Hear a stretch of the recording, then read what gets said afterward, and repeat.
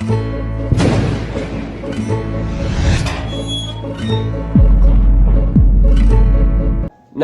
दोस्तों, scary files में आशीष के साथ आप सभी लोगों का फिर से स्वागत है एक और खौफनाक और दिल को दहला देने वाले एपिसोड में। दोस्तों, मैं आशीष आप सभी लोगों के सामने एक ऐसी सच्ची घटना लेकर प्रस्तुत हो चुका हूं जो आपके दिल को दहला देगी, आपके रोंगटे खड़े कर देगी। जी हाँ दोस्तों, मैं बात कर रहा हूँ उड़ीसा की, जो कि ये घटना उड़ीसा में आज से करीबन 3 साल पहले घटी हुई थी। जी हाँ, वहाँ पर उड़ीसा में एक फैमिली रहती थी और मैं आपको बता दूं दोस्तों, उड़ीसा एक बहुत ही पिछड़ा इलाका है, जो कि बहुत ही गरीबी की जगह होती है एक प्रकार की, जहाँ पर रोजगार बहुत ही कम होता है। ऐसी जगह की मैं बात कर रहा हूँ। और उड़ीसा में एक फैमिली रहती थी जिसमें दोस्तों राहुल नाम का लड़का रहता था और उनकी फैमिली बहुत ज़्यादा बड़ी थी। राहुल जो था उसका एक बड़ा भाई भी था और जो राहुल के पापा थे उसका भी एक छोटा भाई था। ये दोनों फैमिली वहाँ पर रहती थी और दोस्तों ये ज़्यादा अमीर थे। यहाँ पर बताया जाता है कि वो कोई यहीं पर कोई उसका काम क्या करते थे, जो कि वो पर होती है दोस्तों, जैसे कि कोई काम करते हैं प्रॉपर्टी डीलिंग का काम, ऐसे कुछ प्रॉपर्टी डीलिंग का काम क्या करते थे। उनकी जो आर्थिक स्थिति थी काफ़ी अच्छी थी, क्योंकि उनके पास पैसे की कोई भी कमी नहीं थी। वो जो भी चाहते थे वो उन्हें मिल जाता था और उनकी फैमिली भी बहुत अच्छे से चल रही थी और राहुल भी अपनी ज़िंदगी में काफ़ी खुश था। और ये कहानी दोस्तों राहुल ने ही शेयर की है, जो कि उसके साथ इंसिडेंट हुआ था आज से करीबन 3 साल पहले। तो वहाँ पर होता कुछ ऐसा है, वहाँ पर राहुल की फैमिली वहाँ पर रही करती थी। तभी मतलब वहाँ पर जो फैमिली रहती थी वहीं पर 3-4 घर छोड़ के एक कोने पर वहाँ पर एक और फैमिली रहा करती थी, जिसमें एक औरत थी दोस्तों और एक उसका ससुर था। और उनके जो हस्बैंड थे वो किसी कारणवश उनकी डेथ हो जाती है, यानी किसी इंसिडेंट में, यानी एक्सीडेंट कुछ भी लगा लो आप, वहाँ पर उनकी डेथ हो जाती है। तो वहाँ पर ससुर और उनकी जो पत्नी थी वहीं रहते थे और वो दोस्तों मतलब शाकाहारी नहीं थे, बिल्कुल मांसाहारी तरह के लोग थे, यानी मुर्गा बकरा वो सब कुछ खाते थे। और वहाँ के जो ससुर थे, जो उस औरत के ससुर थे, वो कोई ब्लैक मैजिक जानते थे। तो राहुल की फैमिली वो जो थे वो एक कोने पर रहते थे और राहुल की फैमिली थोड़ा सा आगे चलकर यानी 8-10 घर छोड़कर रहती थी और 3-4 घर छोड़कर उनके बड़े भाई का घर था। ऐसे राहुल की फैमिली शिफ्ट थी। तो होता कुछ ऐसे, जो ससुर थे और जो औरत वहाँ पर रह रही थी कोने पर, तो वो पता नहीं कहीं से मार्केट से इधर उधर से जाकर एक मरा हुआ मुर्गा लेकर या फिर किसी जंगल से शिकार कर कर वो औरत मुर्गा लेकर आ रही थी। तभी जो राहुल की फैमिली है, जो राहुल के पिता हैं, उस मरे हुए मुर्गी को देख लेते हैं और राहुल की मम्मा भी उसको देख लेती है और ये हरकत तो राहुल भी खुद देख रहा था। तो ऐसा कुछ होता है। तो वो औरत जब लेकर आ रही थी, और मैं आपको बता दूं दोस्तों, जो राहुल की फैमिली है वो प्योर वेजिटेरियन है, यानी कोई भी ऐब नहीं, ना दारू ना सिगरेट ना कोई बिल्कुल शाकाहारी तरह के लोग, यानी कि कोई भी मांसाहारी चीज़ नहीं खाना, ना ही मछली अंडे मांस कुछ भी नहीं खाते थे।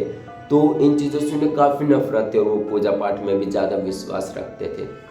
तो ऐसे सब कुछ चल रहा था। वो औरत जब वहाँ से आ रही थी तो राहुल के पापा उसे देख लेते हैं, उसे बहुत कुछ सुनाते हैं। उस औरत को कहते हैं कि तुझे शर्म नहीं है क्या, तुझे पता नहीं कि अगर बिल्कुल शाकाहारी, यहाँ पर कोई अंडे मांस नहीं खाता।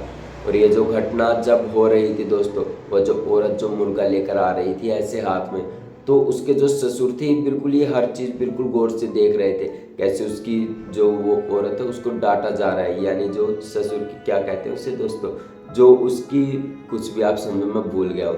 ससुर की जो वो थी दोस्तों, जो औरत थी जो ससुर के साथ वहाँ पर रहती थी, तो उसे बहुत कुछ सुनाया जाता है। राहुल की फैमिली में बहुत सारे लोग सुनाते हैं, उसके पापा मम्मी राहुल, और जो उस औरत के जो ससुर थे ये सब कुछ होता हुआ देख रहे थे।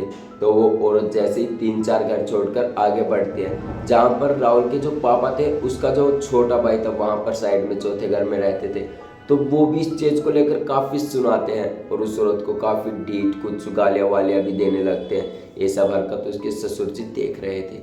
जब ये हरकत देख रहे थे तो उन्होंने सोचा कि इसका बदला जरूर लूंगा। उनके जो ससुर थे वो वहाँ पर आ जाते हैं और जो राहुल के माता पिता ताऊ चाचा जो भी थे उनसे हाथ जोड़कर माफ़ी मांगते हैं कि आगे से ऐसा नहीं होगा, हमें छोड़ दीजिए। लेकिन दोस्तों जो राहुल की फैमिली थी इस बात को बिल्कुल नकार कर देती है, यानी उनका कोई भी नहीं मानती और कहती है कि जाओ यहाँ से, तुम जैसे लोग तो यहाँ तो ऐसे ही भड़कते हैं, ऐसे ही गंदगी फैलाते हैं, ऐसे ही मांस खाते हैं।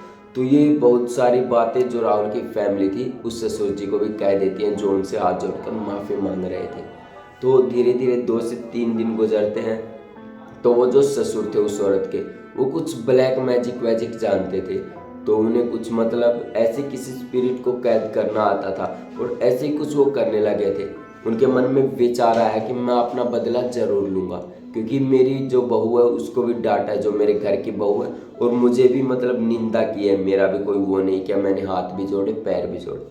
तो इस बात से उनके ससुर जी काफ़ी गुस्सा हो जाते हैं और वो अपने घर पर वापस आ जाते हैं। जैसे ही वो घर में आते हैं तो वो कोई ब्लैक मैजिक का सोच करते हैं, यानी कि कुछ ऐसा करते हैं कि उनके घर में हमेशा डेथ होती रहे और किसी को कुछ पता भी ना चले। तो उनके जो ससुर जैसे ही घर पर आते हैं तो कोई मरा हुआ बकरा, मांस, हड्डियाँ ऐसे ही कुछ धरती पर लिटा देते हैं और अपनी जो जिंदगी थी उसका आधा हिस्सा उसमें जीव प्रतीत कर देते हैं, यानी अंदर डाल देते हैं और कहते हैं कि ये जो भी होगा मेरे कारण ही होगा और जब तक मैं रहूँगा ऐसा होऊंगा। और जो उस औरत के ससुर थे, इस बात को जो बेइज्जती वहाँ पर हुई थी, काफ़ी लोग देख रहे थे, इस बात को झेल नहीं पाए और वो जल्द से जल्द कुछ ही महीनों में बीमार हो गए और जल्दी से उनकी मृत्यु भी हो गई। ये देखकर वहाँ पर काफ़ी लोग परेशान भी हुए और राहुल के माता पिता को भी दुख हुआ कि हमें ऐसा नहीं करना था। लेकिन दोस्तों जो व्यक्ति था, जो ससुर था उस औरत को, वो अपना काम कर चुका था। उसने अपना जाल बुन दिया था जो वहाँ पर उसे करना था, उसने अपने कमरे में ऐसे ही कर दिया था। तो धीरे धीरे समय बीतता है, 2 से 5 साल गुजर जाते हैं। राहुल का जो बड़ा भाई था उसकी शादी करने का समय आता है। राहुल की जो वो था बड़ा भाई, उसकी शादी कर देते हैं। तो वहाँ पर कुछ अजीब सा होने लगता है। जैसे ही राहुल के बड़े भाई की डोली घर पर आती है तो उसके साथ काफ़ी अजीब होता है, यानी वो जो औरत थी, जो पत्नी थी राहुल के बड़े भाई की, उसे अजीब अजीब कुछ सुनाई देता था लेकिन दिखाई कुछ नहीं देता था। ये वो इस चीज़ से काफ़ी परेशान थी। जैसे ही शादी हुई थी 3-4 दिन बाद ही ये हरकत होना शुरू हो गई थी। ये चीज़ इतनी ज़्यादा हो गई थी कि वो किसी को बता भी नहीं सकती थी। लेकिन एक समय ऐसा आता है कि वो चीज़ें हद से ज़्यादा गुजर गई और उसने आसपास फैमिली में जो राहुल के बड़े भाई उनको बताई और उनकी फैमिली में जो राहुल के माता पिता थे उन्हें और चाचा को भी बताई। लेकिन इससे उनका कोई खास प्रभाव नहीं पड़ा और थोड़े ही दिन बाद वो जो पत्नी थी राहुल के जो बड़ा भाई था नितेश, उसकी जो पत्नी थी उसको पंडित जी के पास दिखाया गया। जब पंडित जी के पास उसे ले जाया गया तो पंडित जी ने साफ बता दिया कि इसके अंदर कोई भी सेपरेट नहीं है, बिल्कुल सही है और ना ही इसके ऊपर कुछ किया है। इस चीज़ से राहुल की फैमिली काफ़ी परेशान थी क्योंकि कोई सॉल्यूशन भी नहीं निकल रहा था और कंटिन्यू जो राहुल का बड़ा भाई था उसकी पत्नी भी काफ़ी परेशान थी। और धीरे धीरे 7 से 8 दिन करीब गुजर जाते हैं और राहुल की फैमिली में बिल्कुल भी कुछ नहीं ठीक था। तो धीरे धीरे और समय बीतता है और जो राहुल के बड़े भाई नितेश था जिसका नाम, जो कि उसकी पत्नी थी, उसे पता नहीं रात को अजीब से सपना आता था।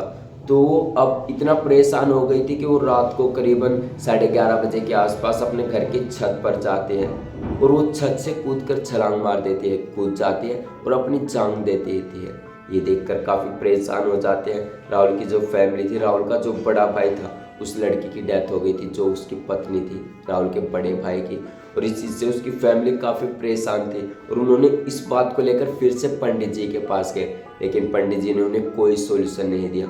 उन्होंने कहा कि ये तो मुझे भी नहीं पता क्या हो रहा है और क्यों इसकी डेथ हुई। तो वो काफ़ी परेशान हो गए फैमिली वाले कि अब सॉल्यूशन क्या निकले, ऐसे तो काफ़ी दिक्कत हो जाएगी। तो दोस्तों धीरे धीरे थोड़ा सा समय और निकलता है, करीबन 2 से 4 महीने और गुजर जाते हैं। तो ऐसे ही राहुल भी बड़ा होता जा रहा था।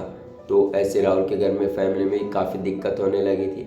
वैसे पैसे से बिल्कुल गरीब नहीं थी, लेकिन घर में जैसे ही किसी की शादी होती तो उसकी डेथ निश्चित हो जाती। इस चीज़ से राहुल की फैमिली काफ़ी परेशान थी।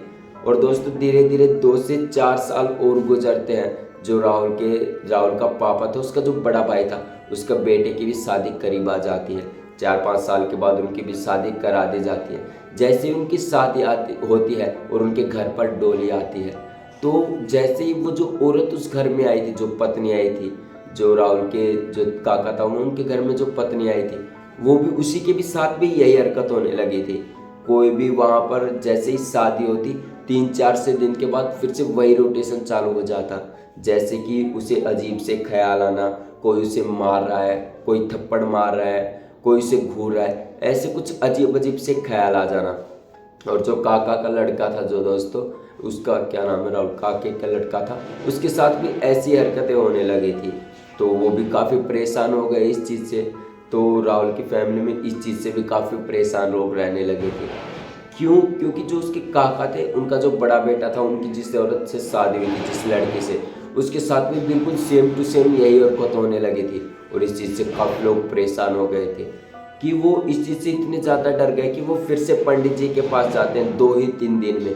जब उन्हें पता चलता है, पंडित जी भी कहते हैं कि इसे तो कुछ भी नहीं हुआ, ये बिल्कुल नॉर्मल है, इसे किसी डॉक्टर के पास दिखाइए तब कुछ होगा। तो वो जो राहुल की फैमिली है दोस्तों, जो उसके पापा का बड़ा भाई था, वो छोटा भाई था, वो उसको लेके जाते हैं हॉस्पिटल में। तो वो जैसे ही हॉस्पिटल में लेकर जाते हैं, तो हॉस्पिटल वाले सीधा जवाब देते थे कि इसमें तो कुछ नहीं है, ये बिल्कुल सही है। और इस चीज़ से दोस्तों राहुल की फैमिली काफ़ी परेशान थी, क्योंकि कोई भी सॉल्यूशन नहीं निकल रहा था। और धीरे धीरे दोस्तों इस चीज़ को चलते हुए उनके जो घर में थे 3 औरतों की डेथ हो जाती है। इस चीज़ से राहुल की फैमिली और राहुल इतने परेशान हो गए थे कि कोई भी मतलब प्रॉब्लम का सॉल्यूशन नहीं निकल रहा था। हर चीज़ से काफ़ी परेशान थे और काफ़ी ज़्यादा डरे हुए भी थे कि किसी भी लड़की या फिर किसी भी औरत की जब घर में शादी होती है तो ऐसा क्यों हो रहा है, उसे अजीब सा ख्याल क्यों आता है, उसे अजीब अजीब बातें सुनाई क्यों देती है, और थोड़े ही दिन बाद वो अपनी कूद कर जान क्यों दे देती है। इस चीज़ से काफ़ी ज़्यादा परेशान थे और उनके समझ में नहीं आ रहा था कि हम क्या करें कि सब कुछ सही हो जाए। तो दोस्तों ये प्रॉब्लम कंटिन्यू चलती जा रही थी। 2 साल बाद करीबन राहुल भी शादी के लायक हो गया था और उसकी भी शादी तय कर दी थी। तो वो जो राहुल की फैमिली थी, काका ताऊ थे, जो भी इन सारी चीज़ों को जो पीछे घटना हुई थी सब कुछ भूल चुके थे और सोच रहे थे कि राहुल की शादी पर फोकस किया जाए और सब कुछ अच्छा सा किया जाए।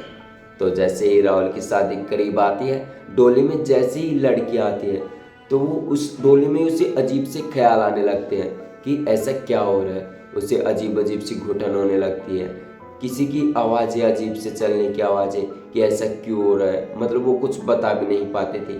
धीरे धीरे 2 से 3 दिन गुजरते हैं, तो वो इस चीज़ से काफ़ी ज़्यादा परेशान हो गई थी। तो उसने राहुल को सीधा बोल दिया था, जो राहुल की पत्नी थी, अभी अभी शादी हुई थी, कि मेरे साथ कुछ ऐसे ऐसे हो रहा है, कोई मेरे साथ खेल रहा है, कोई मुझे मार रहा है, कोई मुझे तंग कर रहा है। ये सब हरकतें दोस्तों राहुल की पत्नी के साथ हो रही थी।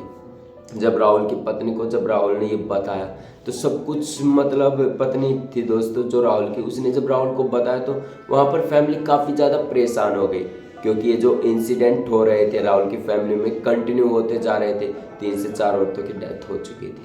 तो ऐसे ही चलता जा रहा था। तो राहुल ने सोचा कि यार अब क्या करें, पंडित जी के भी पास कोई सॉल्यूशन नहीं है और यहाँ पर डॉक्टरों ने भी सीधा हाथ खड़ा कर दिया है। तो राहुल इस चीज़ से काफ़ी परेशान था।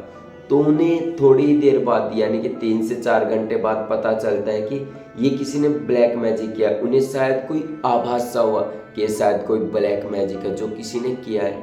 तो उन्हें थोड़ा सा गांव में सर्च करने के बाद पता चलता है कि जो मांसाहारी लोग थे, जो यहाँ से थोड़ी सी आगे पर रहते थे, जो ससुर और औरत जो रहते थे, वो मांस खाते थे और उन्होंने कुछ किया है जो कि ब्लैक मैजिक है। तो जब उन्हें इस घटना का पता चलता है, तो जो राहुल की फैमिली है जब उस घर में जाकर देखते हैं, तो वो देखते हैं कि ज़मीन पर ऐसे ही सामान बिखरा पड़ा था,